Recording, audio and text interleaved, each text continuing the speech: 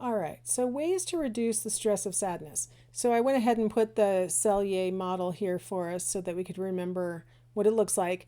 And then I added new labels. If you go all the way back to our chapter on theory, we talked about the sympathetic nervous system and the parasympathetic nervous system. The sympathetic nervous system gets us ready for a fight or a flight. The parasympathetic nervous system repairs all those effects that the sympathetic nervous system had caused, right? So it returns our pupils to their normal level of dilation, slows our heart rate, lowers our blood pressure, causes us to start digesting our food again. All those things that had happened during the sympathetic nervous system activation get repaired by the parasympathetic. So one of the things that we can do to try to reduce the stress of sadness is to kick in the parasympathetic nervous system, convince our brain, okay, the stressor is over. Come on in here, parasympathetic nervous system, and repair the effects of the stress, right? Of what the sympathetic nervous system did to get me ready for the stressor. So let's see. There we go. There we go. So one study had 3 groups. We have at the beginning, you can see on the left that they all scored, between 11 and 13 on the depression scale. And so that's considered non-significantly different to start off with. And then we see on the left somebody doing an aerobic exercise like jump roping. Aerobic exercise can be anything that gets your heart rate up, right? So it could be walking briskly, jogging. It could be swimming. It could be riding a bike or walking on an elliptical. It could be anything that gets your heart rate up, right? It could even be completely non-impact stuff. I guess the elliptical is non-impact. Riding a bike, anything like that that gets your heart rate up. What they found in the green line is that the aerobic exercise group had the biggest reduction in depression score during the course of the treatment, right? So before evaluation, all 3 groups looked very similar. After treatment, the depression score is almost, off the scale for the aerobic exercise group. So participating in aerobic exercise seems to repair some of the effects of, sadness, right? And depression scores can range from basically just kind of sad all the way up to major depression. And actually, nobody on this scale started off in major depression. Usually, when you do research using these kinds of treatments and things, and college students, you eliminate anybody who really is in a major depression and you actually refer them for counseling. So you usually start off with people who are in the basically normal range for depression. And what you see is you've reduced a lot of the sadness by engaging in aerobic exercise. So you've taken basically normal people and gotten rid of things that might have been negativity that they were experiencing. But you'll notice there's also that blue group, the relaxation treatment group, and they were trained in relaxation techniques. It doesn't have to be a full transcendental meditation or something. It just needs to be some kind of relaxation. Some of the participants did, like raked sand into patterns. Others like knit. Anything that's relaxing will work. And what they find is relaxation also reduces sadness. Having something repetitive, mindless, so that you can just sort of let some of those stress hormones go away. So what both of these are doing for us compared to what the no treatment group is doing is helping to activate the parasympathetic nervous system. It's causing it to kick in and say, okay, apparently whatever was making me anxious before, making me sad before is gone, and now I can kind of repair the effects. So it's doing its job. Now, something that you've probably heard about and maybe even have had positive psychology and have learned about mindfulness, but a lot of people get wrong. Mindfulness is helping you to be aware of what you're currently experiencing. So mindfulness is referring to, if you're feeling sad, you should feel that sadness and try and figure out, okay, what's making me feel like this? Why am I upset? What are the factors that are contributing to this? Like, be aware of it. Pay attention to your breathing. Pay attention to the sensations that you're having and the thoughts and feelings that you're having. Any kind of movement that you're experiencing, any kind of like jiggling of your foot. A lot of times we do that very mindlessly. We don't realize that we're jiggling or pacing or other signs of agitation. We don't even notice our movements. And so with mindfulness, it says pay attention to what you're experiencing. And even if it's something unpleasant like sadness, fully pay attention to it. Try and, give it its voice, like let it express for you what it's trying to express, and then you'll be able to move on, and the sadness will have less power. A lot of us would rather just sort of ignore it or distract ourselves. And sometimes we'll escalate the distraction from, oh, here, I'm just going to watch a little TV, to, well, I'm going to watch a little TV and drink, a glass of wine. And then that's not working. So I'm going to watch a little TV, drink a glass of wine, smoke some pot. You start escalating because it's not going to work to just ignore, right? So mindfulness says, embrace it. And it's hard. Embracing things that are painful is hard.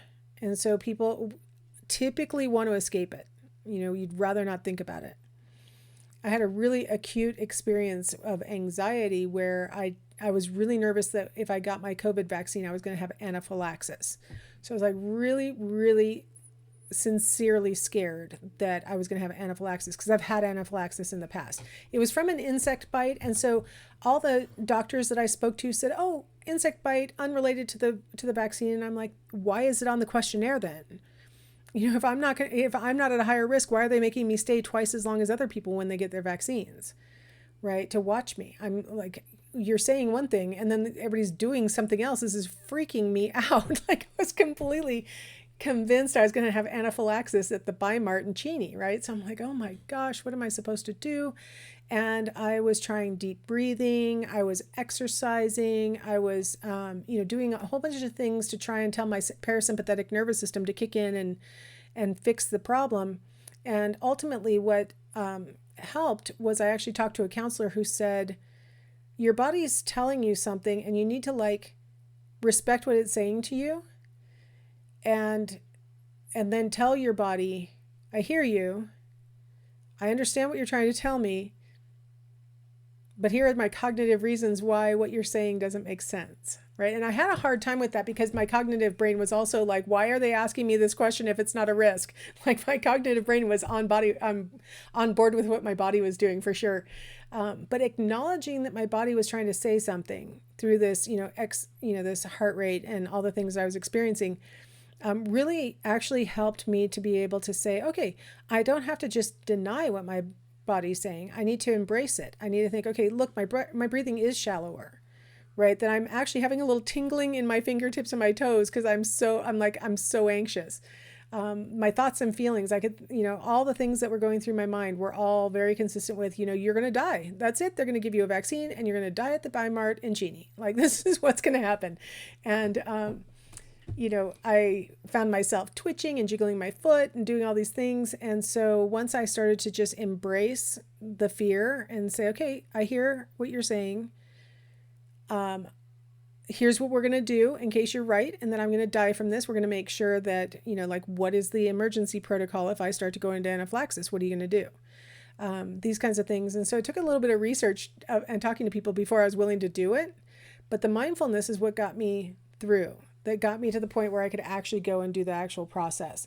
So proper practice of mindfulness, I think, is really a useful thing for helping us through, in my case, it was anxiety, but also, sadness. Anytime you've ever been sad, if you've had a loss or if you've been deprived of something that you really wanted, right? Like, you really were invested in it, you really wanted it, and now you didn't get picked or it went to someone else or something like that. And you try and act like, well, I didn't really want it anyway, sort of pretend like it's okay. Mindfulness tells you to embrace what you're actually feeling. Okay, I'm actually kind of resentful of my peer who actually got it. Like, okay, so now what can I do with that? And how do I express this as what it really is, which is a sadness for the loss, rather than what I want to manifest it as anger, right? Like, I want to be mad. So mindfulness can really help with working through these kinds of emotional things.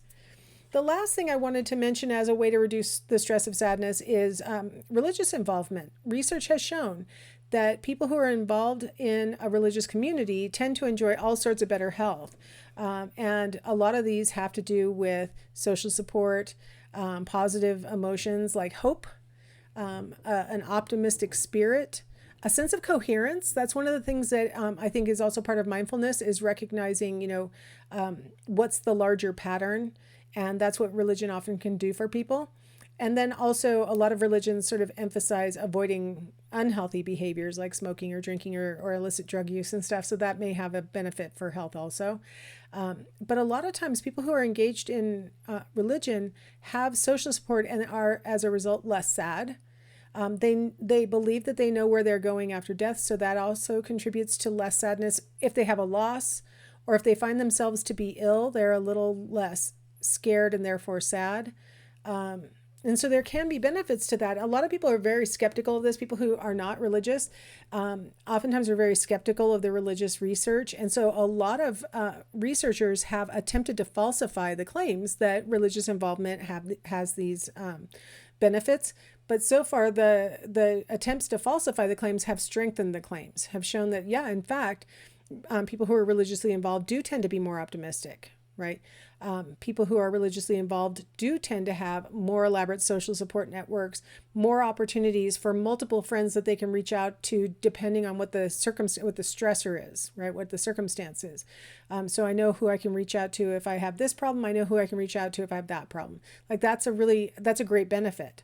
And on average, as people age from young adulthood into their middle years, they have fewer and fewer close friends that they can reliably, call out to. And so having a network in a faith community can be a really big benefit for that. All right, let's wrap up with the overall big picture of what I'm trying to suggest about sadness being like any other stressor, right? It may be one of those things that can affect us like any other stressor can.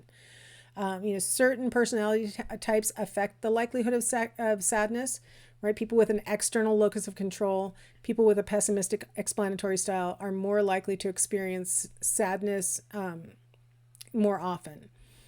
Social support can really buffer the effects of sadness. I think everybody's life has periods of sadness, has examples of sadness.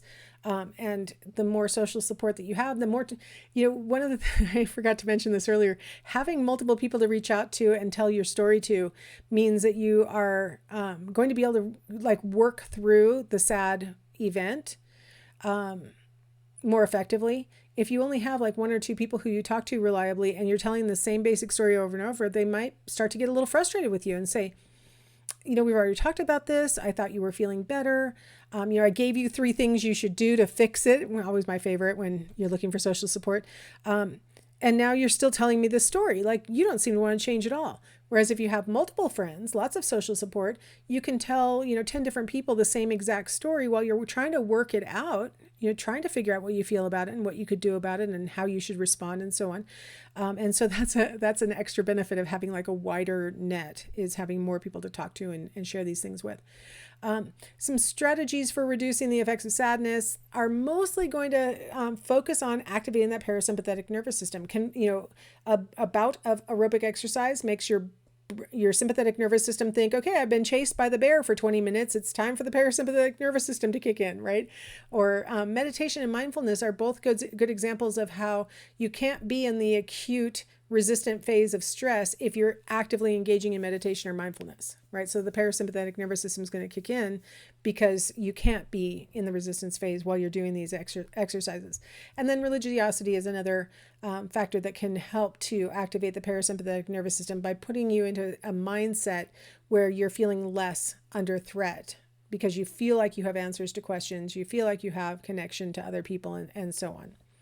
All right, so that's my big picture wrap up. There are a lot of other things in Ekman's book, and he talks about some things that I did not bring up.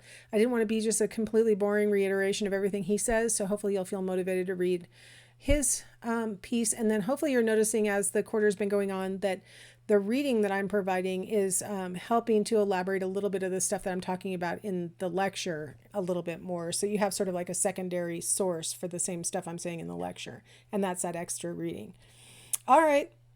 Well, it's been fun talking about sadness. I think the next subject we're going to talk about might be fear. So I will see you for that. I think that's what's next.